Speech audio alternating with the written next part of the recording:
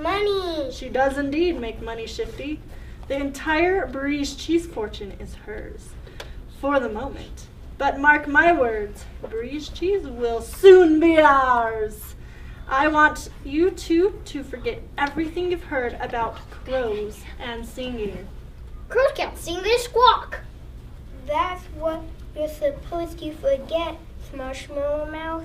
I'm about to convince a crow that she has the most divine voice ever heard. Okay, try to look intelligent. Here she comes now. Are you the gentleman from the Foxy Talent Agency? We are indeed, dear lady. I am Wiley D. Fox, and these are my associates, Worthington Weasel and Ratcliffe A. Rat. Pleased to meet you. Hello, and say hello to my pet worm.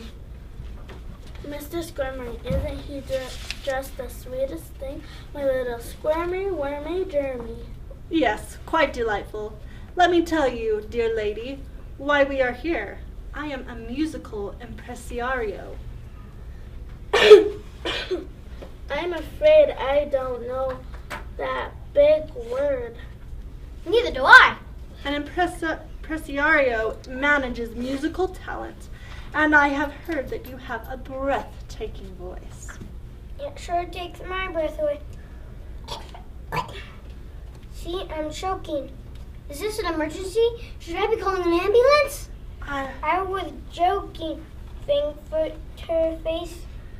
As I was saying, I am an impresario looking for the most gifted singer in Ethiopia to turn into the greatest singing sensation of our time. Oh my, did you hear that, Mr. Squirmy? He thinks I'm a singing sensation. Well, not quite yet, dear lady. Every talent needs development and training, and we must see what the public thinks. Therefore, I've put together a talent contest. I've invited all the singers in Ethiopia to try out in front of a live audience and 3 judges, and I am personally inviting you. Oh, are you the judges? Oh, are the judges? Will they like me? We are the judges, dear lady, and we like you enormously. I am quite sure you will win. Oh, Mr. Squirmy, and I just adore winning things. Don't we, my clammy little lamb? Okay, But stand up. Mr. Squirmy wonders what will happen to me after I win. I will take you on as my only client, but it will take time and money to develop your talent. Money that will quickly be earned back as soon as you go on to make millions. Speaking of money, would you happen to have any cash on hand that we might use to get things rolling? I am temporarily low on funds. I on Breeze Cheese. I have scads of money. Marvelous. That will help us avoid any catastrophes. Did someone mention catastrophes? Personal heavens, is there a cat here? Look around, Onion, there's no cat here. Wiley D. Fox contest is set to air on Ethiopia Radio. The singers arrive, and huge crowds show up to cheer on their favorites. Yeah, Chica dear, hurry, whippoorwill, go Meadowlark, run, Nightingale. The contest lasts 4 weeks. The judges finally narrow down the field to 3 contestants: Nightingale, Meadowlark, and Sharky Crow. Radio reporters Chipmunk and Starling interview the final 3. I'm speaking with Mrs. Nightingale. Tell our listeners a little about yourself. Well, I think others can do that far better, Star. Let me just read from one of my many glowing reviews. The highlight of the evening was a song from Nightingale, whose glorious voice filled the evening air. Right, you've done quite a lot of singing then. I have indeed. After graduating from prestigious Birdsong Academy, I gave a well-received concert. I happen to have the review right here. I'm sure it glows with praise. Let's move on to Meadowlark. Tell us about yourself.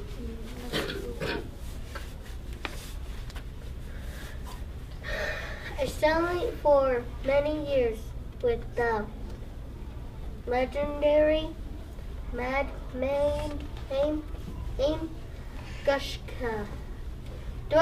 She thought I had talent, so she set up some concerts for me. Did the public like you? Well, they just voted me Daytime Singer of the Year. I believe you will just vote in nighttime. I was Singer of the Year, weren't you, Mrs. Gale? I was indeed. Let me quote from my review.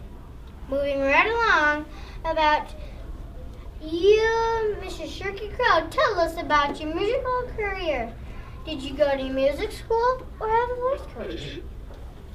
Well, I've never actually studied singing. How about concerts? Well, I've never actually sung in public.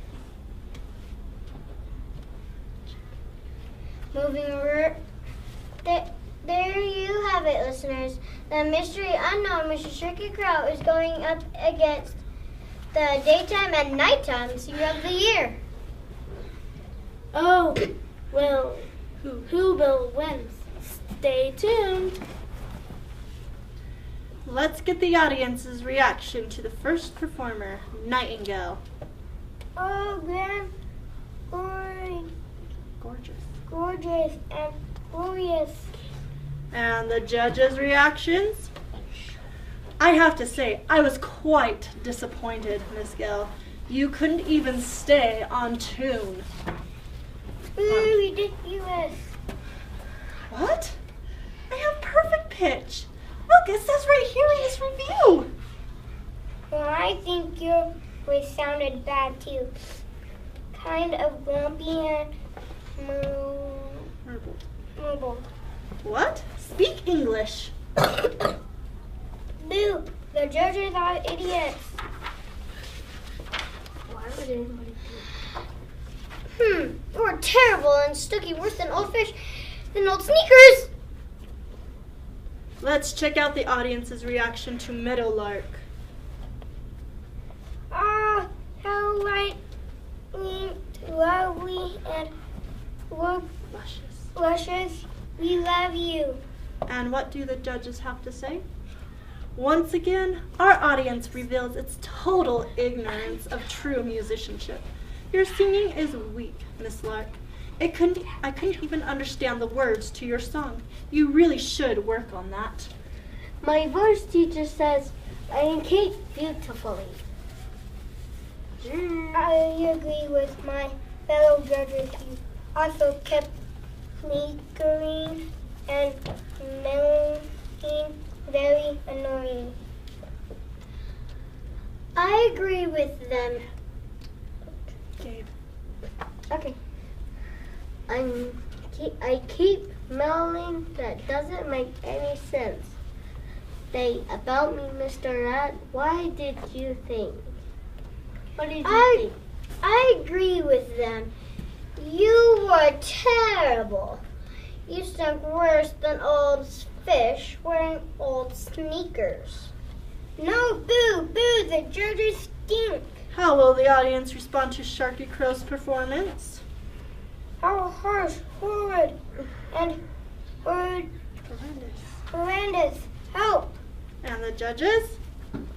Pay no attention to the audience, Miss Crow. They are complete barbarians. Such an astonishing voice, such delicacy of phrasing, such dramatic delivery. Without a doubt, we have our winner.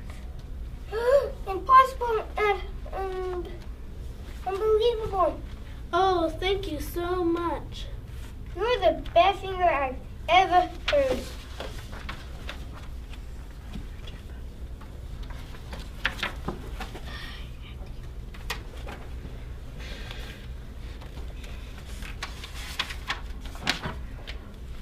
I agree with them. Shark Sharky Crow wins.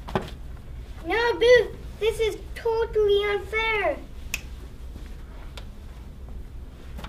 The judges and Miss Crow race off as the angry audience storms the stage. When things calm down, reporters interview the losers. This must have been a terrible disappointment for you tonight. Are the judges insane? That crow has a hideous voice. I sing wonderfully and on key. How about you, Meadow? Share your sorrow with our listeners. I don't know if I sang my best, but I could clearly sing better than that bird. Anybody could sing better than her. This is a crooked contest. The reporters try to interview Miss Crow, but she is whisked away by her new manager, Mr. Wiley D. Fox.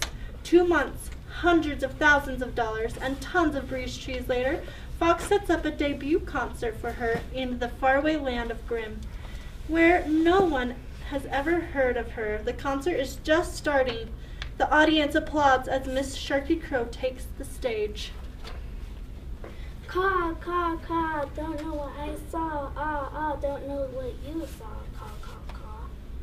Boo, eek, booey. Poor Miss Crow runs off stage in tears, but Mr. Wiley D. Fox is there to calm her down. I don't understand why they booed me. Booed you? Dear lady, you misunderstood. They were saying that you sang beautifully. It's how they say beautifully in Grimm. Strange accent here. They liked me? They were absolutely stunned by your talent.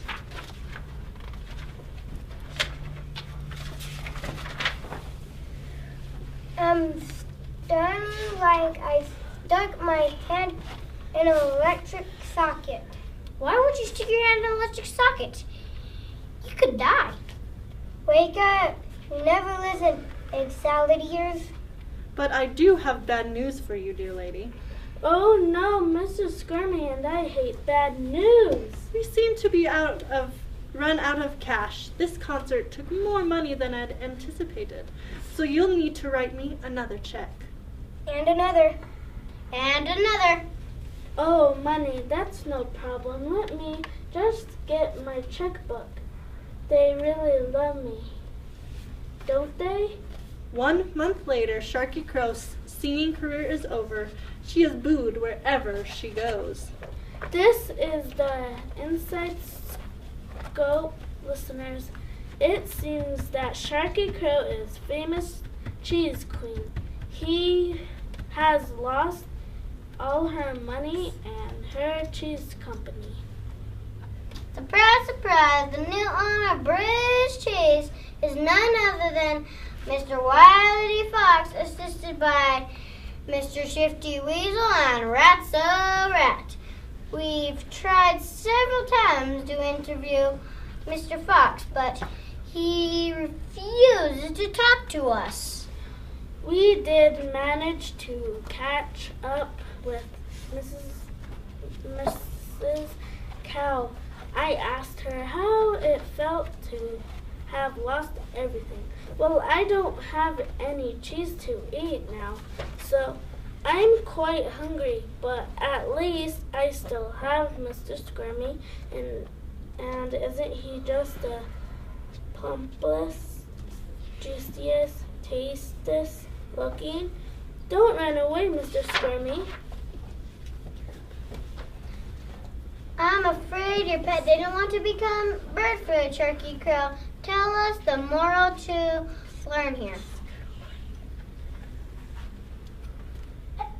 Moral? Something to do with danger of listening and quality, perhaps? I have no idea what you're talking about.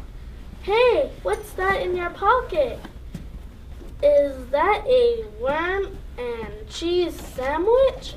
Stop, let's